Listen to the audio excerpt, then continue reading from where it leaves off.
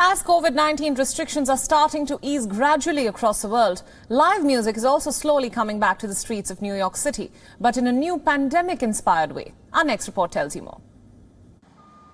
Concert venues remain closed in New York due to the coronavirus pandemic, so musicians are taking their concerts to the streets while protecting against the virus.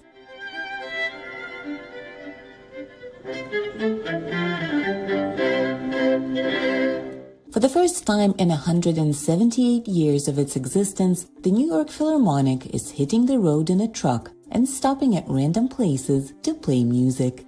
After months of staying at home, the musicians say they're happy to be playing for others. You know, seeing the frontline health worker working so hard and save people's lives, and I feel sad that I was not able to contribute. Instead, I could only be cowardly staying at home, which is a responsible thing to do. But I wish I could use my music to heal more people. This first seemed like a disaster. Now it's turned into the most creative time, I think, in many years. So what do you think?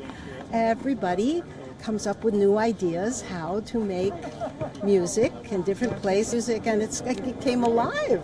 It's amazing. The time and venue of each new live concert is kept secret until the very last minute to prevent unsafe big crowds. Also, to protect people, musicians play for only about 20 minutes, then pack up and move on to another part of town. Opera star Anthony Roth Costanzo, who spent the last 6 months cooped up at home, came up with the idea.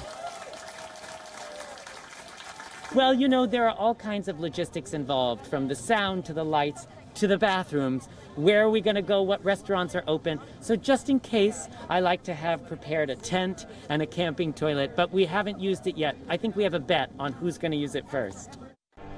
It's all new and unfamiliar. A truck instead of a large stage, face masks on opera singers, passers-by in jeans and t-shirts instead of evening gowns and suits.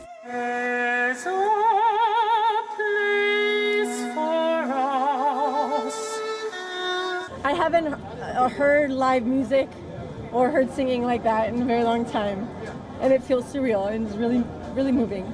I'm very grateful for such high art, such extreme talent to just be on the street corner. It's very humbling. We feel so lucky that we just walked out of the store and saw this wonderful performance. What do you think? I feel like New York is going to come back.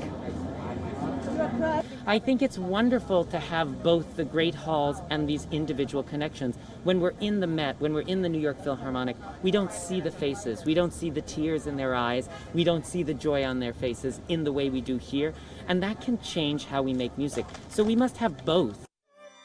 Some musicians predict this will soon become the Big Apple's new normal.